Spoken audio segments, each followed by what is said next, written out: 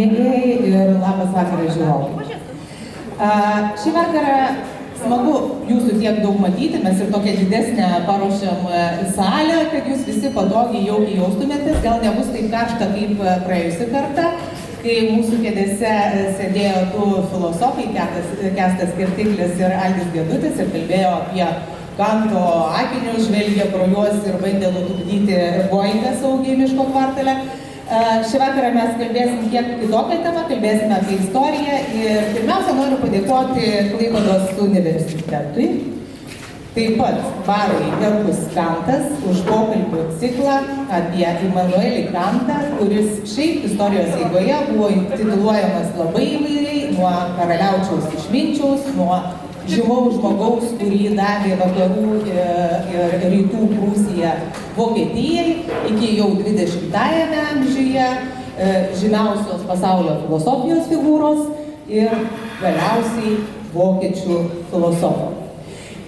Ir lietuvių. Bet apie tai dar kiek vėliau, apie visas peripetijas, kurias dėjosi per tuos kelius šimtus metų, kai Kantas po truputį tapo vis labiau populiarus, mes pakalbėsime su Klaipėdos universiteto profesoriumi Vasilijum Safronovu, o kol kas, kad tas persikėlimas laiku 200-300 ir truputėlį daugiau metų atgal vyktų sklandžiai, aš noriu pakviesti į sceną vieną žmogų, kuris yra toks sutapimas. Gimęs ir užaugęs šiandieninėme Kaliningrade, tačiau šiandien gyvena ir dirba Klaipėdoje, altininkas Larijonas Jakovas, kuris šiandien mus nukels į, galima sakyti, Kanto amžininko laikus. Jie dėja nesusitiko, nes matyt, Kantas gyveno per daug uždarai ir niekada nebuvo išvažiavęs iš karaliaučiaus, gal todėl, o gal ir kitų priežasčių.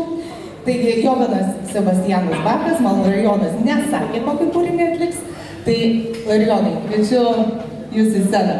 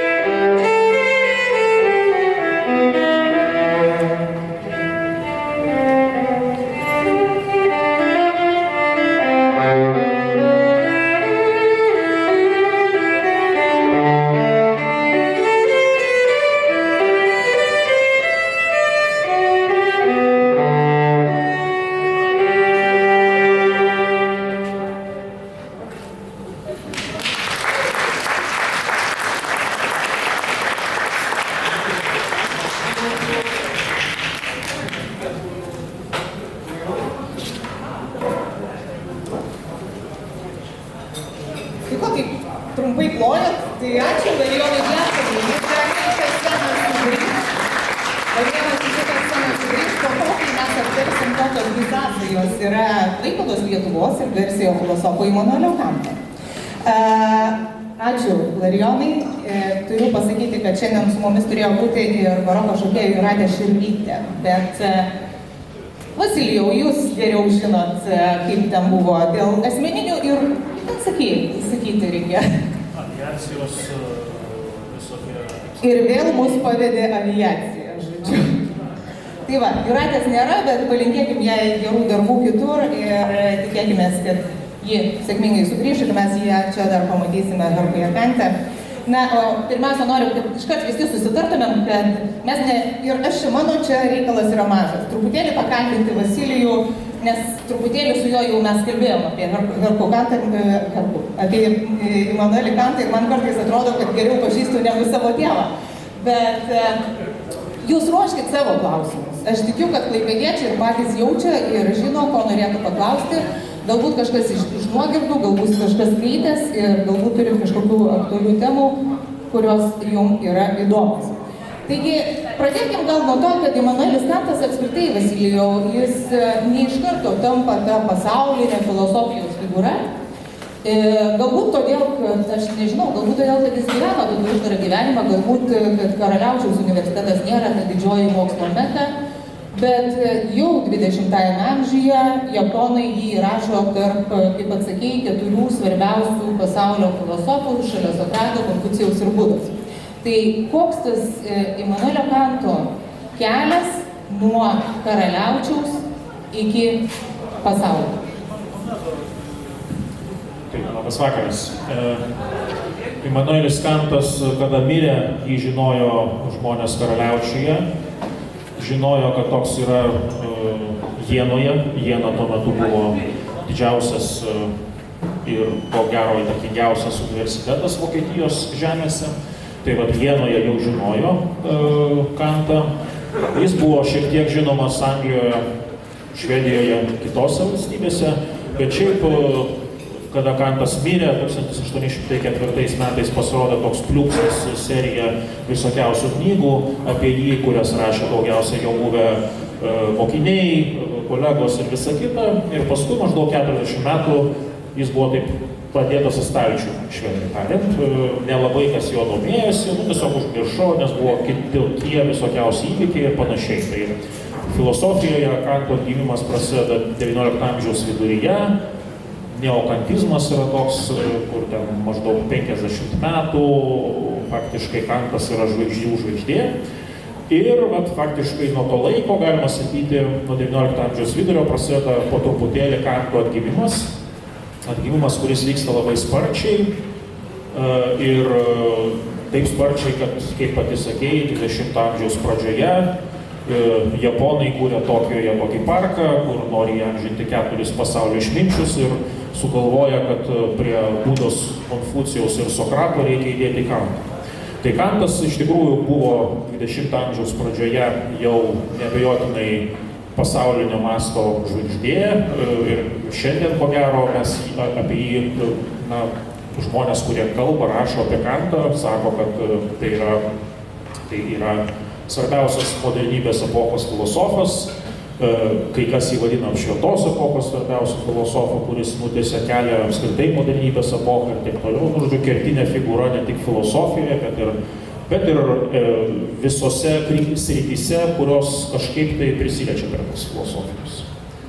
Bet tai prasidėjo ne iš karto, suprantama, kad žmonės tampa didvyriais dažniausiai po mirties. Taip atsitiko ir Kantui. Nors dar būdamas gyvas, jis jau buvo šiokia tokia legendinė figūra Karaliaučiuje dėl jo keisto gyvenimo būdo ir dėl daugybės kitų dalykų. Apie tą gyvenimo būdą, aš manau, mes dar rasim minutėlę pakalbėti, nes irgi labai įdomus toks, kai kas šiais laikais sako, kad truputėlį autistiškas gyvenimo būdas, taip esu girdėjusi žmonių, kurie mėgsta laisvai interpretuoti tą istoriją, žinoma, tokios nei diagnozės, nei nieko panašaus nebuvo, bet jis tikrai buvo keistas žmogus ir plus mėgo, žinau, kad rengtis labai madingai, tai irgi čia tokia istorikų žinia. Bet aš norėčiau galbūt jau grįžti ir persikelti, keliauti atgal čia į Lietuvą apie tą Imanuelio Kanto ryšį su Klaipėda ir Klaipėdos kraštu, kai tuo tarpu niekada Imanuelis Kantas nebuvo Klaipėdoj, netgi niekada nebuvo nei dabartiniai Lietuvos teritorijoje, nei jokioj kitokioj, plus buvo visą laiką, visą gyvenimą buvo Prūsijos karaliaus pavaldinys, o paskui jau gyvenimo, kai jau gyveno tik jo knygos, buvo filosofas vokiečių. Tai kokios tos sąsajos gali atsirasti su Klaipėda ir Klaipėdos kraštu, ir čia jau norėčiau, kad mes dar pakalbėtumėm truputėlį apie tą garsiąją Kantvainių istoriją. 10 klausimų viename. Gerai, tai 1900 metais toks dabar turbūt mažai kam žinomas laikraštukas Saulėteka, kurį leido galbūt daugiau kam žinomas Martynas Jankus, išleidžia tokį straipsnį, kurio antraštė yra tokia: Imanuelis Kantas, brūkšnys lietuvis. Klaustuko nebuvo? Ne, nebuvo klaustuko, tai buvo teiginys. Tai čia prasideda tikroji istorija, kaip žmonės dalyjasi tam tikrus praeities veikėjus, kurie seniausiai mirė. Keletas pavyzdžių, kuriuos noriu pateikti 19-20 amžių sandūroje. Lenkai su vokiečiais nesutarė, kieno yra Kopernikas. Lenkai sakė, kad Kopernikas mūsų, jis gyveno Lenkijoje. Vokiečiai sako, taigi jis lenkiškai nesuprato, kodėl jisai Lenkas reiškia. Lietuviai su Lenkais dalyjasi Adamą Mickevičių arba Adomą Mickevičių, kuris rašė apie Lietuvą, bet rašė lenkiškai. Tai panaši istorija atsitiko su Kantu. Jinai nebuvo gal tiek išreikšta, bet 19-20 amžių sandūroje vokiečiai ir lietuviai pradėjo neakivaizdžiai diskutuoti, tai Kantas lietuvis ar Kantas vokietis. Ir šita diskusija prasideda būtent nuo Klaipėdos. Buvo tokie du žmonės Klaipėdoje. Vienas buvo kunigas Jakobis, kitas buvo vaistininkas, kuris geriau mums žinomas kaip istorikas dabar, Zembrickis, kurie buvo žmonės tokie skrupulingi, mėgdavo nupūsti dulkes nuo senų popierių ir bepūsdami tas dulkes jie atrado pavardę Kantas bažnytiniuose metrikuose, kitas Karaliaučiaus archyve ir panašiai. Ir štai nuo čia prasideda istorija, kad Zembrickis ir prieš jį Jakobis atranda, kad su Klaipėda yra susijęs Hansas Kantas, kuris yra Imanuelio Kanto senelis, o jo tėvas Johanas Georgas yra, tai yra Imanuelio tėvas, Johanas Georgas yra to Hanso vienas iš sūnų, kuris yra gimęs Klaipėdoje. Nu ir čia prasideda istorija, reiškia, kad štai tiesioginė sąsaja su Klaipėda, kuri, aišku, yra tas dalykas Kanto biografijos tėviškojo linijoje, dėl kurio šiandien ko gero abejoti galima mažiausiai. To, kad tai yra įrodyta dokumentais, reiškia, šitie dalykai yra aiškiai dokumentuoti. Ryšys su Klaipėda, tai yra Kanto, reiškia, tėvas, Johanas Georgas, jisai gimęs Klaipėdoje, Kanto senelis, Hansas Kantas, yra palaidotas Klaipėdoje. Va. Ir palaidotas galbūt reikia pažymėti, kur jis yra palaidotas, nes tai irgi svarbu, nes šiandien mes atstatinėjom Šventojo Jono bažnyčią, bent jau ruošiamės ją atstatyti, tai Hansas Kantas yra palaidotas prie Šventojo Jono bažnyčios durų. Jo, jinai dar tuo metu nesivadino Jono, bet, nu, žodžiu, prie durų, taip, priešais duris, palaidotas skambant bažnyčių varpams ir giedant mokykliniam chorom, kaip yra parašyta vienoje žinutėje, kuri mus pasiekė apie šitą informaciją. 1715 metai, čia yra prieš 300 su trupučiu metų. Kantvainių istorija iš tiesų yra labai įdomi ir jie, kaip čia dabar, gal negražu bus pasakyti, jeigu aš pasakysiu, kad jie spekuliuoja, gal nespekuliuoja, bet tiesiog tai yra tam tikro vieno istoriko įžvalgos, kurios galbūt nėra patvirtintos dokumentiškai arba faktais. Tai Vasilijau, kokia ta Kantvainių istorija, čia jau kalba apie ne Hansą Kantą, kuris buvo senelis, čia dar vieną kartą anksčiau, tai yra Imanuelio prosenelis. Tai Richardas Kantas, beje, Kantvainiuose arba Glonėnuose yra Richardo Kanto gatvė. Ir krikštas. iš tiesų istorija yra susijusi su Richardu Kantu, tai yra to Hanso Kanto, kuris palaidotas Klaipėdoje seneliu. Tai yra pirmas Kantas, kuris yra dokumentiškai paliudytas. Jis gyvena maždaug 17 amžiaus viduryje. Ir tai yra pirmas žmogus su pavarde Kant paliudytas Klaipėdos krašte. Dabar įdomus dalykas yra tas, kad pats Immanuelis Kantas matyt buvo žmogus, kuris savo genealogiją labai smarkiai nesidomėjo, tam buvo ir objektyvios priežastys, būdamas paauglys, jisai neteko motinos, jo tėvas irgi mirė, kai jam buvo 22, jo seseris gyveno Karaliaučiuje, tame pačiame mieste kaip ir jis, bet jis su jomis nesišnekėjo praktiškai, jo brolis gyveno Kurše, tai, žodžiu, jisai buvo toksai vienišius, kuris su giminė nelabai bendravo ir apie savo genealogiją matyt nelabai domėjosi apskritai.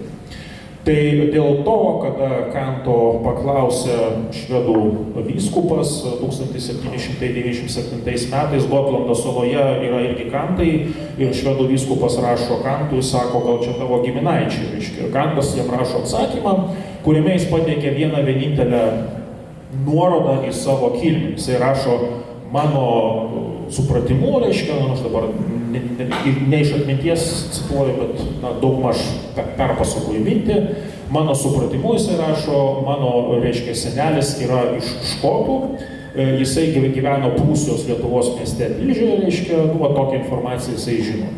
Ir nuo to laiko Richardas Kantas, pirmasis Kantas, kurį mes žinome iš istorijos šaltinių, apie kurį aš minėjau, 17 amžiaus vidurio žmogus, jis yra laikomas Škotu.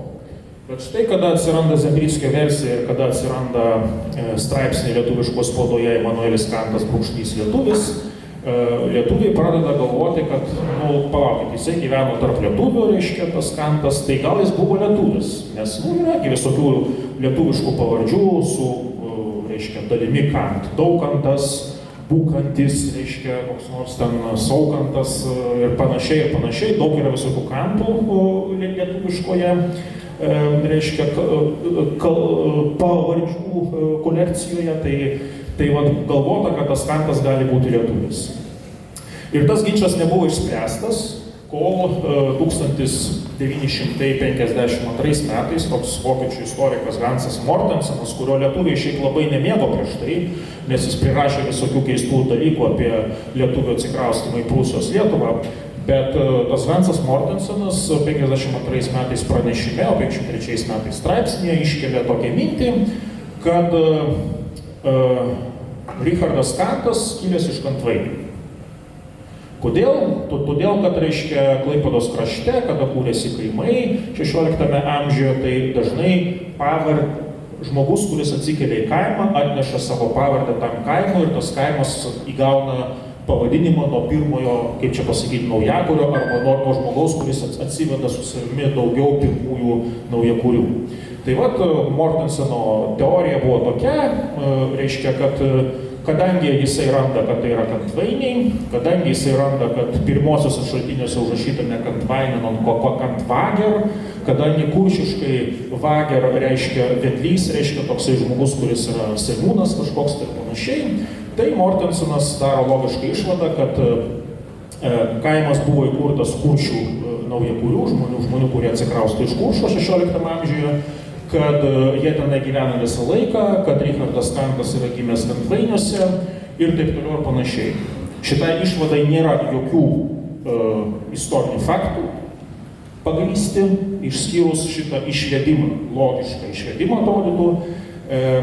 Tik tai problema yra su tuo išvedimu vėlgi, kad prieš Richardą Kantą nėra ne vieno Kanto, kuris būtų dokumentuotas Klaipėdos krašte. Ir problema kita, kad, pavardė Kantas yra sutinkama ne tik tai Klaipėdos krašte, bet jinai yra sutinkama Škotijoje, Gotlando saloje, Danzige ir daugybėje kitų, reiškia, Europos kraštų. Lygiai taip pat sėkmingai Richardas Kantas galėtų būti ir škotas, ir lietuvis, ir kuršis, ir netgi Memelenderis buvo ir tokia versija, ar ne? Nes kitų duomenų, ankstesnių duomenų kaip ir nėra. Žodžiu, viskas prasideda, Adomas ir Ieva yra šiuo atveju Richardas Kantas ir nuo čia mes pradedam skaičiuoti arba galvoti apie Immanuelio Kanto kilmę iš tėvo pusės. Taip, Richardas Kantas yra paminėtas istorijos šaltiniuose keliose vietose ir mes jį galim pagal dokumentus, istoriją susijęti su dviem konkrečiom vietom. Tai yra su Rusne, kur jisai nuomojasi karčiamą kurį laiką, ir su Šilutė Verdainė, kur jisai, reiškia, susituokęs, gauna iš savo žmonos tėvo valdyti karčiamą. Tai vat Šilutė Verdainė tikrai yra vieta susijusi su Richardu Kantu, ten galėtų būti puikiausia Richardo Kanto gatvė.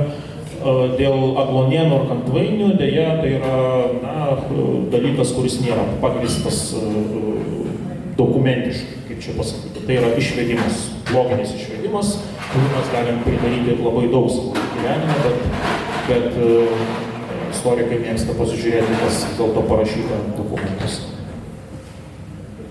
Škotiška kilmė Richardo Kanto taip pat yra versija, nes tuo metu tarsi ir atsikelia nemažai tų škotų čia į Klaipėdos kraštą, Klaipėdą kaip uostamiestį. Taip, kurį laiką 17 amžiaus viduryje, apie kurį aš čia kalbu, Klaipėdą kurį laiko valdo Švedija, dėl to, kad ten vyksta karai ir panašiai. Ir švedų kariuomenė tarnauja nemažai samdinių iš Škotijos ir jų atsiranda 17 amžiaus viduryje šitame regione. Škotų atsiranda Dancige, beje, Dancige yra dokumentuotas Kantas taipogi 17 amžiaus viduryje. Škotų atsiranda Klaipėdoje, Emilija, Škotų atsiranda šitame regione. Škotas berods buvo ir toksai žmogus pavarde Lidert arba Lidert. Tai yra, reiškia, Richardo Kanto žmonos tėvas. Jis irgi buvo škotas. Tai yra tas karčiamos laikytojas Verdenė arba Verdainė, reiškia, kuri ta karčiama paskui atitenka Richardui Kantui. Jis irgi buvo škotas. Tai škotų čia buvo daug ir škotai buvo privilegijuoti žmonės, škotai atliko tam tikras funkcijas ir visai tikėtina, kad Richardas Kantas, kuris dokumentuose yra fiksuojamas jo ryšys tik su karčiama Rusnė, karčiama Šilutė ir Verdainė, visai tikėtina, kad jis irgi buvo škotas. Dabartiniai Kanto biografai šitos lietuviškos versijos tikrai nelabai linkę priimti ir vis dar iki šiol mieliau pasisako apie jo škotiškąją kilmės versiją. Žodžiu, bet mes čia labai kalbam daug apie tą vyriškąją tėvo liniją. Tarsi nebuvo pas Immanuelį Kantą mamos. Bet buvo, lietuvių nebuvo. Bet buvo kas tą Immanuelį ir dar 8 vaikus pagimdė. Tai apie Immanuelio Kanto mamą, mamos liniją ir ryšį su jau Niurnbergu. Jo, tai spręsdami klausimą, iš kur kyla žmonės, mes labai dažnai darom tokį keistą ėjimą, reiškia, pasiemam pavardę jo, tai šiuo atveju vyrišką pavardę, Kantas, ir sakom, vat buvo 1 Kantas, 2 Kantas, 3 Kantai, 4 Kantai, ir pagal tai mes galvojam, kad štai žmogus iš ten kilo. Tai visos diskusijos apie vokišką, brūkšnelis škotišką, brūkšnelis lietuvišką, brūkšnelis kuršišką Kanto kilmę yra pagristos šita vyriškąja linija iš tėvo pusės.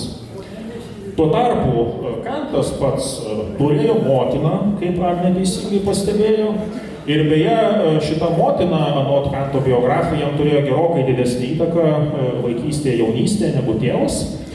Ir ta motina Kanto, jinai buvo žmogus, kuris gimė Karaliaučiuje, tai yra tokia Ana Regina, gimusi pavardę Reuter, o šitos Reuter tėvas, Kaspar Reuter, jisai buvo Karaliaučiuje matininkas, kuris atvyksta į Karaliaučių iš Niurnbergo. Tai vat mes turime kelias linijas, kurios pinasi Kanto genealogijoje iš motinos pusės. Viena linija yra Karaliaučius plus Niurnbergas, iš tėvo pusės kažkur tai aplink Klaipėdą. Klaipėda, Šilutė, Verdainė, Rusnė, tai yra tos vietovės, kurios yra dokumentiškai paliudytos. Noriu iškart paklausti, nes norėčiau jau keltis į tokią visai lietuvišką temą arba klausti Vasilijaus apie tai, kaip atsiranda Lietuvoje arba Klaipėdoje ta ypatinga meilė Imanueliui Kantui ir noras tapatintis ir pasiimti savo šitą pavardę ir tarsi tokį titulą, ar ne, miestui, galų galia turistam pritraukti, nors Klaipėda, aš manau, visiškai to neišnaudoja. Tai gal kas nors turi klausimų? Taip. Prašau. Tyliau. Galiorka labai triukšmauja, sako, tai prašo tyliau.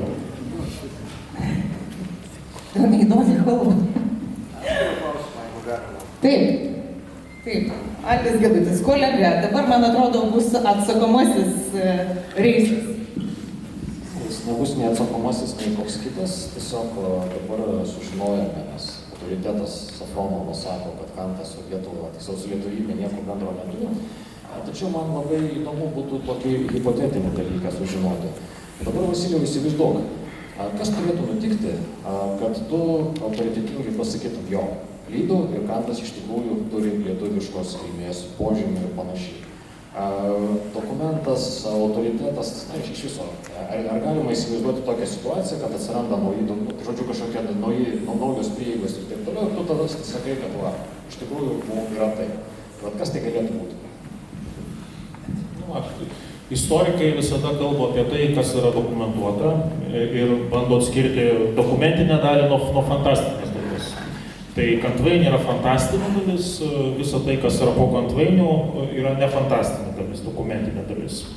Tai kas turėtų atsitikti, turėtų atsirasti daug dokumentai, nes istorikai, kaip ir bet kurie žmonės, kurie, kaip sakant, ne bet kurie žmonės, bet istorikai tokie yra labai kartais panašus į tokius prokurorus, teisininkus visokius, kurie renka įrodymus ir tik tai remdamiesi įrodymais gali, kaip sakant, pasakyti savo verdiktą. Tai šiuo atveju reikia dokumento. Jeigu atrasi, pasakyk. Kas tai per dokumentas? Galėtų būti, kuris tave įtikintų. Gerai, aš pabandysiu kitaip atsakyti.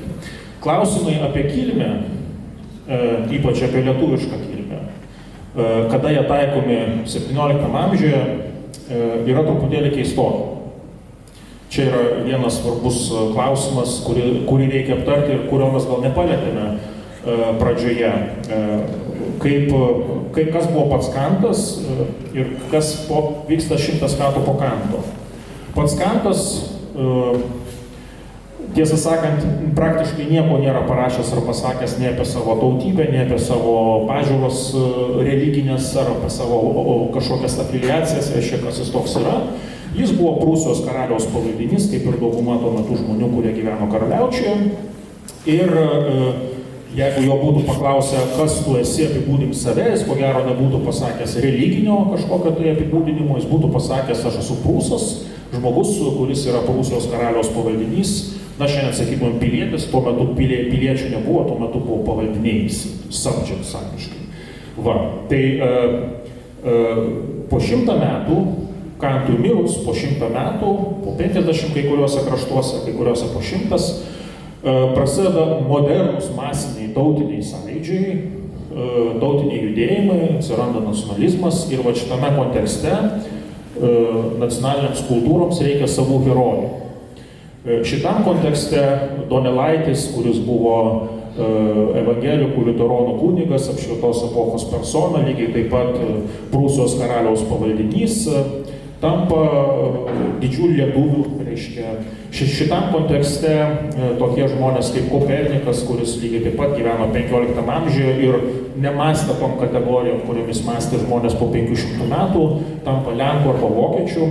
Ir šitam kontekste tampa aktualūs debatai apie Kanto kilmę, lietuvišką ar vokišką. Savo ruožtų 17 amžiuje šitie klausimai nebuvo aktualūs. Žmonės galėjo pasakyti, iš kur jie atsikraustė. Iš Škotijos arba iš Lietuvos, bet ar tai darė žmogų lietuvių ar škotų yra visiškai kitas klausimas. Tai nežinau, čia aš sakiau šitą klausimą, bet bandžiau užvesti ant tos minties, kad mes taikome savo meto kategorijas praeičiai, kada praeityje tos kategorijos visai nebuvo taikomos. To prasme, kad Kantas save laikė Prūsijos, reiškia, karaliaus pavaldiniu. Po 50 metų maždaug, po 20-50 metų šiek tiek vėliau, atsiranda enciklopedinė klišė vokiečių filosofas. Kantas turbūt nebūtų supratęs, kad jis yra vokiečių filosofas. Bet jis rašė vokiškai, tikriausiai iš čia ateina. Jis rašė vokiškai, bet žmonės, kurie rašė lotyniškai, tuo metu nebuvo lotynų filosofai. Tai, ta prasme, kalba, kurią tu bendrauji, neapsprendžia tavo, kaip sakant, kitų afiliacijų. Tai čia yra svarbus momentas, kurį mes kartais praleidžiam šitose diskusijose. Tęsime apie tada keliamės čia, į Klaipėdą, į Klaipėdos kraštą, į Lietuvą, į galbūt jau po 23 metų. Galim truputėlį užeiti dar iki to, kada Kantas tampa įdomus, svarbus, aktualus Lietuvai ir Klaipėdai konkrečiai. Nes tarsi ir Vilniaus universitetas, čia tokie du klausimai. Ir Vilniaus universitetas ima kalbėti apie Kantą ir tyrinėti, ir Klaipėdoje atsiranda ir mokykla, ir gatvė, aikštė. Tarsi Kantas tampa svarbus. 1924 metais, prieš 100 metų lygiai, Kantui buvo 200 metų jo gimimo jubiliejus ir šitam kontekste vyko labai daug iniciatyvų. Karaliaučiuje žmonės pastatė naują antkapinį paminklą Kantui, Karaliaučiuje buvo įsteigtas bibliotekoje Kant Zimmer, toksai Kanto kambarys, kurį dabar labai panašus steigia Klaipėdoje biblioteka. Daug visko vyksta Karaliaučiuje, bet kadangi kai kurie lietuviai žino, kad Kantas lietuvis, tai Karaliaučiuje, tai yra Kaune, Lietuvos universitete, filosofai 24 metais skelbia konkursą, kurio tikslas yra, kaip yra rašoma, nustatyti Kanto sąsajoms su lietuvybė. Jie skelbia konkursą ir tikisi, kad štai atsiras koks nors mokslininkas, kuris ras įrodymų, kad Kantas buvo tikras lietuvis. Ir į šitą konkursą atsiliepia lygiai vienas žmogus, tai yra Kauno vokiečių mokyklos mokytojas Emeris, kuris, taip mandagiai išsityčioja iš šito konkurso, parašo tokį tekstą, kurį žurnalas Logos yra priverstas suspausdinti, dėl to, kad vienintelis atsakymas į konkursą. Ir šitame tekste Emeris iš esmės rašo, kad nelabai čia kas bendro yra tarp Kanto ir lietuvių, reikėtų laikytis škotiškosios kilmės versijos. Bet lietuviai jau įtraukė šiek tiek Kantą į savo herojų repertuarą ir šiame kontekste tam tikri procesai vyksta Klaipėdoje. Klaipėda metai kaip prijungta prie Lietuvos 24 metais. Ir čia prasideda tokia įdomi istorija apie lietuvių ir vokiečių tokią kaip ir nesugyvenimą Klaipėdoje, švelniai tariant. Reiškia, Klaipėda tik tampa Lietuvos dalimi ir kaip dažnai nutinka politinės kaitos kontekste, yra įmamasi pervadinėti gatves ir aikštes.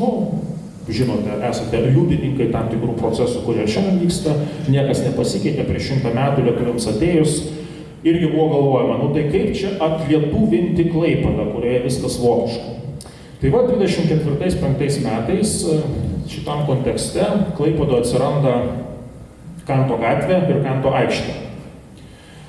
Kanto gatvė ir vokiškai vadinosi Kantstraße, reiškia tarpukariu visi vietovardžiai turėjo būti rašomi dviem kalbom, iš pradžių lietuviškai, paskui vokiškai. Tai Kanto gatvė ir vokiškai vadinosi Kantstraße, maždaug tuo metu atsiranda 24 metais, o štai Kanto aikštė vokiškai vadinosi Liebauer Platz, nebuvo jokio Kantplatz. Ta Liebauer Platz yra dabartinė lietuvininkų aikštė, kur stovi Mažvydas, tai buvo šita aikštė. Ir kas čia vyksta? Reiškia, Kantas, iš to galima suprasti, kad Kantas yra priimtinas ir Klaipėdos vokiškai auditorijai, dėl to, kad jinai leidžia pavadinti gatvę Kantstraße, reiškia, ir čia reikia ieškoti sąsajos, kodėl tiems Klaipėdos vokiečiams yra svarbu su Kantu sustapatinti. Ir tada mes matome, kad Kantas yra svarbus ir lietuviškai auditorijai, dėl to, kad lietuviai įvardė kaip šitą, reiškia, vietovardį Kanto aikštė, o vokiečiai to nepalaiko. Tai va, labai įdomus dalykas, kaip atrodo vienas ir tas pats žmogus, simbolis suvienyje, bet to pačiu išskiria lietuvius ir vokiečius. Ir tada, aišku, reikia ieškoti paaiškinimų. Paaiškinimas yra paprastas. Klaipėdos krašto vokiečiams tarpukariu Kantas buvo istorinė figūra, per kurią jie galėjo susitapatinti su Rytų Prūsija, nes Kantas buvo be jokių abejonių centrinė figūra, pagrindinis žmogus, kuris reprezentavo Rytų Prūsiją tuo laikotarpiu, ir tai, kad Klaipėdos vokiečiai pavadina Kantstrasse, viena iš gatvių, iš esmės liudija tam tikrą pretenziją, pareikšti, mes esame su šita dalimi, kuriai Kantas rūpi, reiškia, su vokiškąja auditorija, kuriai Kantas rūpi. Savo ruožtu lietuviai, kada jie pasisako už Kanto aikštę ir pritarė, žinoma, Kanto gatvį, nepervadina jos kitaip, jie palaiko tą lietuvišką Kanto kilmės versiją. Ir susiduria tokios dvi versijos, labai įdomios, reiškia, ir vieniem ir kitiem Kantas įdomus, bet dėl skirtingų priežasčių. Gal dar vieną dalyką pamiršom, kad vis dėlto buvo, ką pats šiandien man atnešė originalą atšvestą paskaityti gotiškų raštų, tai yra Milkaus žodynas, tai irgi buvo labai svarbi argumentacija, ne, iš lietuvių pusės, tarsi pats Kantas rašo apie lietuvius, rašo apie lietuvių kalbą, apie lietuvių kultūrą, tai Milkaus žodyne tas komentaras jau buvo labai svarbus. Jo, tai lietuviai argumentavo, kodėl Kantas lietuvis, maždaug taip 3 argumentais. Jie buvo tokie pagrindiniai, buvo šalutiniai, bet buvo pagrindiniai 3. Pirmas, Kantas parašo vieną iš 4 pratarmių Milkaus žodynų. Toks buvo Kristof Gottlieb Milke, Pilkalnėje, dabartinėje Kaliningrado srityje, kantorius, mokė vaikus mokykloje. Jisai išleidžia 1800 metais vokiškai vokišką žodyną. Ten yra 4 pratarmės, žmogui reikia prastumti tą žodyną į auditoriją, jis pasikviečia rimtų žmonės, kad parašytų pratarmės. 4 pratarmę, kuri turi pavadinimą Nachschrift eines Freundes, reiškia, parašo Kantas. Jis yra labai trumpa, faktiškai tai yra vienas puslapis ir kito puslapio pusė.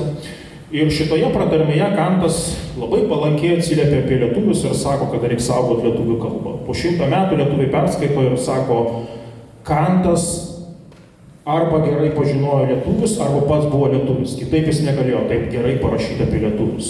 Šiaip Kantas rašė ir apie vokiečius, ir apie lenkus, ir apie daugelį kitų, bet čia buvo vienas tekstas, kuris parašė apie lietuvius. Tai vienas argumentas. Reiškia, Kantas puikiai atsiliepia apie lietuvius. Antras argumentas buvo Kanto galvos matavimai. Čia yra rimtas argumentas, žinokit. 1880 metais Kanto kapas vyksta jo rekonstrukcija. Kantos yra iškasamas po 76 metų, po to, kai jis mirė. Yra ištraukiama Kanto kaukolė, jinai yra matuojama antropologų. Ir tokie buvo 2 antropologai, Karlas Kupferis ir Friedrichas Baselis Hagenas, kurie parašo rimtame vokiškame žurnale 81 metais straipsnį, ir tame straipsnėje jie išmatavę kaukolę lygina su kitų tautų kaukolėmis. Ir sako, kad tarp Kanto kaukolės ir lietuvių kaukolės, ir latvių ir senprūsų kaukolės yra labai daug panašumų. Antras argumentas, kurį kai kurie lietuviai po tam tikro laiko pradeda naudoti, sakydami, kad rimti vokiečių mokslininkai patys sako, kad Kantas buvo lietuvis. Ir trečias argumentas yra mano minėtas Zembrickis, Klaipėdos vaistininkas, kuris randa labai daug įrodymų apie Kanto tėvą, senelį, prosenelį, kadangi visi jie susiję su Klaipėdos kraštu, su Klaipėda, Šilutė, Virdainė, Rusnė. Ir kaip rašo Basanavičius ir kiti autoriai, kurie rašė apie Kanto lietuviškumą, kad visa tai yra vietovės krašte, kuris yra perdėm lietuviškas, tai Kantas lietuvis. 3 argumentai apie Kanto lietuviškumą, kuriuos naudojo to meto lietuvių autoriai 20 amžiaus pradžioje. Gerai, bet aš jau tokį galutinį, baigiant temą apie kilmę, pats, kokios versijos laikaisi? Kantas yra kas? Karaliaučiaus žmogus, kokia jo kilmė? Lietuviškokas? Aš suprantu, kad čia atkrenta šitą teoriją. Aš manau, kad jis buvo visų pirma pasaulio žmogus. Žmogus, kuris gyveno apšvietos epochoje ir kuris domėjosi viskuo, kas vyksta, tai jis buvo pasaulio žmogus. Antras dalykas, jisai praktiškai visą savo gyvenimą praleidžia Karaliaučiuje, jisai gimsta Karaliaučiuje, padaro karjerą Karaliaučiuje, miršta Karaliaučiuje. Jis praktiškai iš to miesto yra išvažiavęs iš savo 80 metų gyvenimo, gal tik tai kokie 10 metų ir tik tai vieną kartą yra buvęs užsienyje, tuometinėje Abiejų Tautų Respublikoje Lenkijoje, kuri buvo 20 km į pietus nuo Karaliaučiaus. Tai, žodžiu, Karaliaučius jo gyvenimo yra centras, jisai ten praleidžia visą savo gyvenimą, tai manau, kad antras jo apibūdinimas po pasaulio žmogaus turėtų būti Karaliaučiaus miestietis, reiškia šito miesto biurgeris, atstovas, reiškia. O klausimas apie tautinės afiliacijas yra klausimas iš žodynėlio po 100 metų. Po 100 metų žmonės pradeda kalbėti apie tautybės ir visą kitą, va tada tampa svarbus šitie dalykai. Kanto laikais tai nebuvo taip svarbu, Kanto laikais buvo svarbi religinė afiliacija, Kantas turėjo savo samprotavimo apie religiją, apie jas praeitą kartą kalbėjo kolega Algis Gedutis, kada mes čia buvom susitikę prieš savaitę. Bet jis nebuvo labai smarkiai tikintis ir tiesą sakant, labai jau taip į bažnyčią nevaikščiojo, kaip sakant. Tai nežinau, ar atsakiau klausimą, bet bandau užvesti ant minties, kad nėra vieno atsakymo. Reikia žiūrėti į 18 amžiaus žmonių mąstymą ir suprasti, kas tuo metu jums buvo aktualu.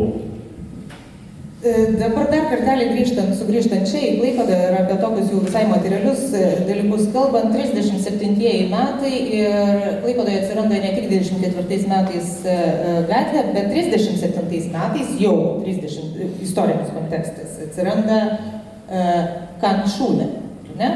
Dabartinė Mariupolė. Dabar, čia man buvo irgi nuostabu sužinoti, kad ten, kur dabar mokosi jūrininkai, tai yra aukštoji jūrininkystės mokykla, bet būtent ten ir yra pastatoma Kantšūnė už 900 000 litų iš savivaldos pinigų, tai yra labai nemaži pinigai ir tarsi jau 37-ais kaip atsvara Vytauto didžiojo gimnazija. Tai klausimas, tęsiant tą temą, kad Klaipėda vis dėlto yra tas miestas, kuri pradeda savintis ir norėti turėti tą Kantą šalia ir tas vokiškumo klausimas.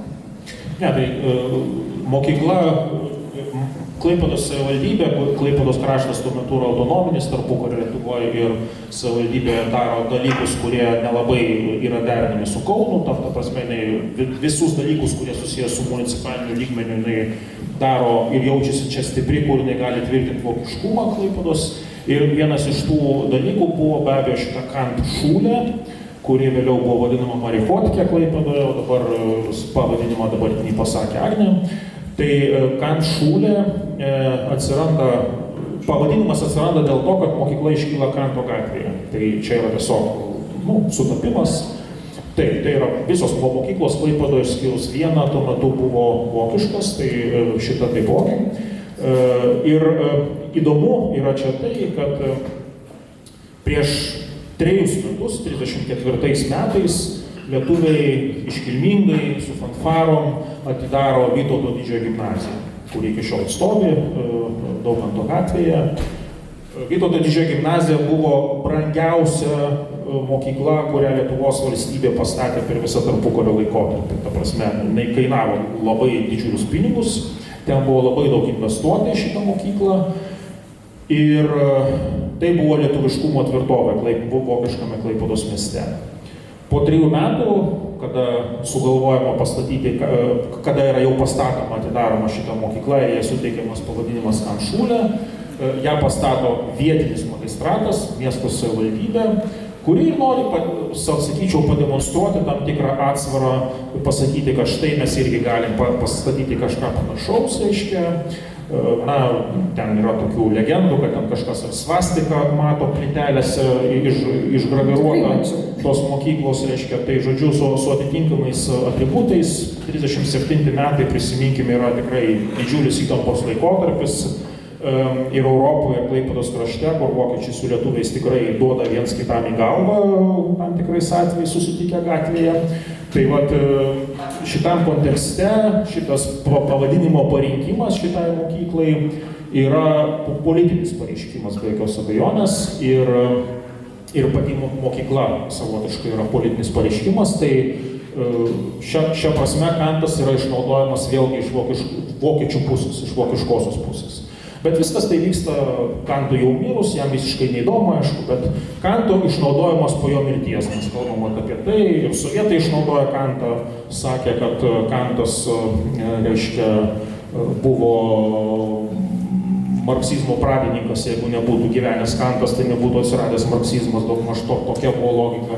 Tai Kantą daug kas savinosi ir šiandien savinasi iki šiol. Taip, ir savinasi iki šiol ir visai neseniai konferencija Kaliningrade tai tik patvirtino, kai buvo pasakyta, kad Kantas dabar jau yra naš ruský trofėjai. Buvo prieš tai loch, o prieš tai tikriausiai kad naš. Bet apie tai truputėlį vėliau, aš tiesiog prie visai šiuolaikinės dabartinės Klaipėdos reikalų, kas galvoju, kad daugam atrodo keista, nes ir spaudoje, ir žmonės kalba, ir istorikai kai kurie pasakoja, pavyzdžiui, tokį dalyką, kad Tomo ir Mėsininkų gatvių sankryžoj, ten, kur dabar šitą vietą yra užėmęs žinomas menininkas Benas Šarka, kiti paukščiai, antis ir visa kita, ten, kur tyvuliuoja toksai gražus ežeriukas, vietoj kažkokios urbanistinės normalios uostamiesčio aplinkos, tenai neva yra stovėjęs ar buvusi Kanto senelio Hanso Kanto nuosavybė. Tokių tekstų tikrai esu skaičius ir esu mačius. Tai kiek tokių, sakykime, artefaktų arba medžiagiškų dalykų mes Klaipėdos mieste turim, kur galėtumėm galbūt daugiau negu balą turėti. Na, jeigu reikėtų su pačiu Immanueliu Kantu susijęti, tai noriu tokį, čia rodžiau, dalinausi su tavim prieš kelias dienas, vokiečiai padarė tokią parodą internetinę Kantas Olštine, kuri prasideda teiginiu, Kantas niekada nebuvo Olštine. Tai panašiai su Klaipėda. Jeigu čia reikėtų ženklų, kurie būtų susijęs su pačiu Immanueliu Kantu, tai tokių nebuvo. Iš čia nebuvo kojos įkėlės niekada ir panašiai. Tačiau Klaipėdą galima susijęti su Kanto seneliu ir Kanto tėvu. Tai jeigu reikėtų labai konkrečių lokacijų, Agne, tau, tai viena iš lokacijų yra labai aiški, tai yra buvusi miesto arba vokiečių bažnyčia, kuri vėliau gavo pavadinimą Švento Jono.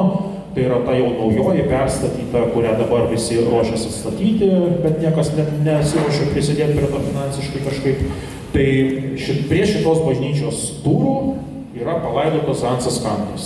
Galbūt jis jau buvo atkastas, tiesą sakant, archeologinių tyrinėjimų metu, nes jie vyko aplink bokšto erdvę. Tai galbūt jis jau yra iškastas ir galbūt pasitelkę šiuolaikinius antropologus galėtumėm pagal 881 metų straipsnį nustatyti Kanto kaukolės ir vieną iš palaidotų žmonių kaukolės panašumus, aš čia juokauju, aišku. Tai viena vieta labai aiškiai, tai yra Švento Jono bažnyčia, kur buvo palaidotas Hansas Kantas. Dabar dėl kitų vietų yra šiek tiek abejonių tam tikrų, dėl to, kad Zembrickis, mano minėtas vaistininkas, kuris vaikšto į archyvą laisvalaikiu, nupučia dulkes nuo dokumentų ir parašo Klaipėdos istoriją, Zembrickis yra lokalizavęs vieną vietą. Jisai rašo daugmaž taip, kad Hansas Kantas atvyksta į Klaipėdą apie 1670 metus iš Tilžės. Hansas Kantas per santuoką su tokiu Rainšo dukra įgauna nuosavybę. Iki tos santuokos Hansas Kantas gyvena Frydricho mieste, kuris tuo metu yra į pietus nuo Didžiosios vandens gatvės, link seno turgaus, daugmaž šitą erdvę, bet neaišku kur. O per santuoką jisai gauna nuosavybę ir yra konkretus sklypas, žinomas sklypas numeris 215. Tuo metu Klaipėdoje nebuvo gatvių su namais. Adresai buvo ne tokie kaip naujoji Uosto 3, kaip dabar, arba Herkaus Marko 84, o visi namai tiesiog buvo numeruojami ištisinė numeracija, nuo 1 iki ten 400. Tai vat 215, kur tai yra? Zembrickis, gyvendamas 19-20 amžiaus sandūroje, paima 19 amžiaus vidurio tikrai žemėlapį ir mato, kad 215 yra dabartinėje Tomo ir Mėsininkų gatvių kampe.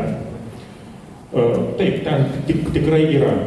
Bet yra ankstesnis šaltinis, artimesnis Hansui Kantui, 1768 metų kadastras, kur skaičius 215 yra truputį kitoje vietoje. Tai yra Didžiojo vandens 2 dabartinis, tai yra ten, kur Mažos Lietuvos muziejus. Va. Tai jos yra visiškai šalia viena kitos tos vietos. Iš principo, galima sakyti, jie skiria tik tai Mėsininkų gatvę, ne? Ir ko gero ten kažkur čia buvo eglė atėjusi, ten, kur eglė yra įsikūrusi, ten kažkur tai galėtų būti, reiškia, ta vieta. Bet, reiškia, iš principo, tai yra, mes kalbam apie va šitą vietą. Reiškia, va, tai du dokumentai, vienas 18 amžiaus, kitas 19 amžiaus kalba apie tą pačią vietą. Tai va čia yra šioks toks netikslumas. Dėl to reikia būti atsargiem, galvojant apie tai, ar tai yra tikrai ta vieta, ar ten tikrai buvo Kanto namas, dėl to, kad remiasi 19 amžiaus adresais, tuo tarpu prieš tai 18 amžiaus adresai rodo šiek tiek kitokią situaciją. Tai čia antra vieta. Pirma, kaip suprantu, yra Jono bažnyčia. Ir pirma Jono bažnyčia, antra yra šita vieta. Jokių kitų vietų bijau, kad nėra. Taip, daug kalbėjom ir nieko neiškalbėjom, nieko neturim materialaus. Yra mūsų vaizduotė egzistuojanti bažnyčia ir yra iškastas ir, kaip sakant, pelkė paverstas skveras senamiestyje. Vat yra dvi vietos susijusios su Hansu Kantu. Laimiai dar turime biblioteką ir daug knygų ir išverstų netgi į lietuvių kalbą Kanto minčių, raštų ir visą kitą, kad galim kartais mėginti suprasti ir paskaityti. Ir dar, man visai čia prieš pradedant šitą renginį, Herkaus Kanto savininkas sakė, kad mes turim ir Raino Urbono nuotraukų. Tuo metu, kai jis keliavo po Kaliningradą ir su žiguliuku be teisių, tai jis yra padaręs labai įspūdingų nuotraukų ir 3 nuotraukos iš Karaliaučiaus katedros yra ten tos 3 už nugaros ant sienos, kur atsisuks ir tikrai pamatys. Laukiam klausimų.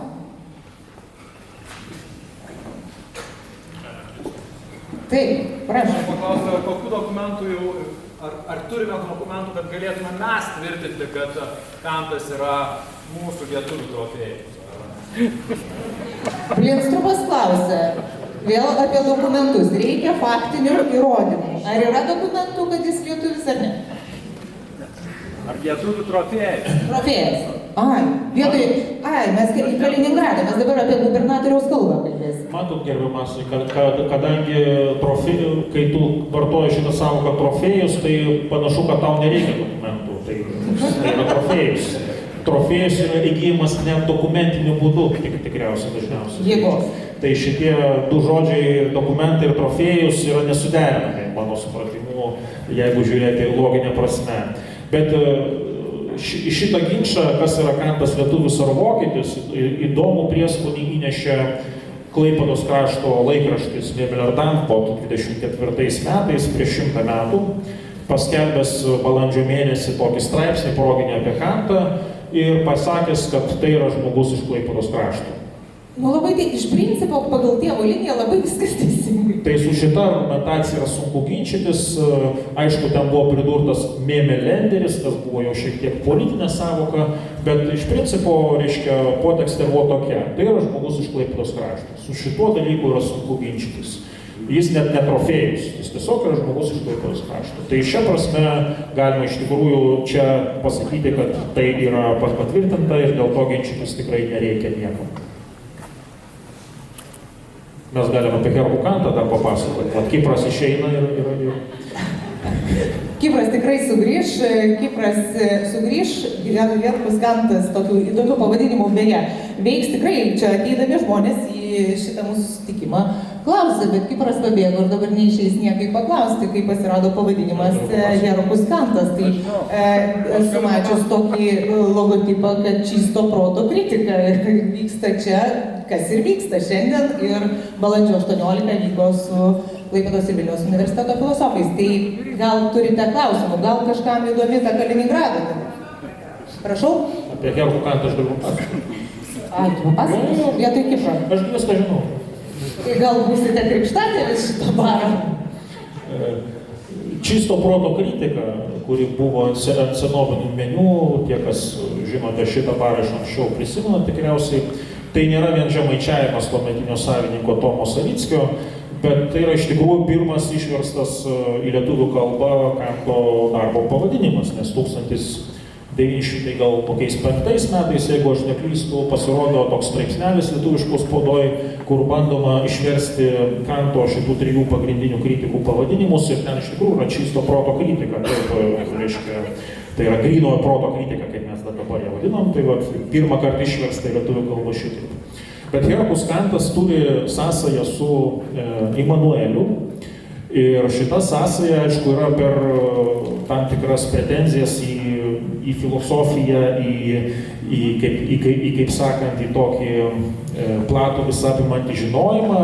Ir tai yra susijęs su vienu iš šito renginio organizatorių, Klaipėdos universitetu. Klaipėdos universitetas įsikūrė, kada Klaipėdoje šito baro savininkas buvo vienas iš pirmųjų jo studentų ir absolventų. Klaipėdoje buvo žmonių, intelektualų, kurie sakė, nu ką čia, kaip čia galima tokį universitetą sukurti, suklijuoja 3 fakultetus ir universitetas. Taip nebūna. Tai šitie žmonės universiteto veikimo pradžioje, kada universitetas gavo kareivinės, kuriuose ir dabar įsikūręs, pakrikštijo, taip kaip čia pasakyti, karikatūriškai šitą universitetą Herkaus Kanto universitetu. Kadangi to žmogaus šiandien nėra, jis žadėjo ateiti, bet neatėjo, tai aš nesakysiu dabar, kas jis toks, bet mes jį visi puikiai pažįstame ir paskui bus galima ne į mikrofoną pasakyti, kas buvo tas krikštatėvis. Jis man sakė, kai aš skambinau jam ir tikslinau šitą istoriją, jis man sakė, žinok, Vasilijau, bet tuo metu aš buvau kvailas ir apie universitetą galvojau labai prastai, dabar aš savo nuomonę tikrai pakeičiau ir nevadinčiau dabar šitaip universiteto. Bet vat istorija Herkaus Kanto yra atsiradusi iš čia, sujungus Herkaus Manto gatvės pavadinimą ir Imanuelį Kantą kaip pretenziją į tokį visuotinumą, kaip sakant, į didį mokslą ir panašiai. Čia yra pavadinimo, kaip čia pasakyti, šifruotė. Žiauriai graži data paskutinė, tai galiu tik pasakyti, nežinau, ar turit klausimų, ar įdomu dar būtų pakalbinti Vasilijų, nes jis šiaip bus dar, taip sakant, available visą vakarą ir netgi kartu tikiuosi klausysis Ilarijono koncerto. Tai sakom, gal Vivat universitetui ir kad tame universitete būtų kuo daugiau tos kantiškos dvasios apskritai visam mūsų mieste. Taip, viskas, baigiam, ačiū.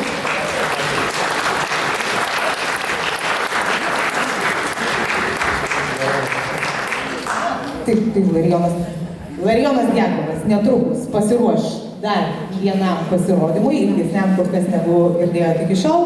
Ir netrukus mes jį išgirsim, o dabar jau siūlau, rekomenduoju pasipildyti taures. Gero vakaro visi.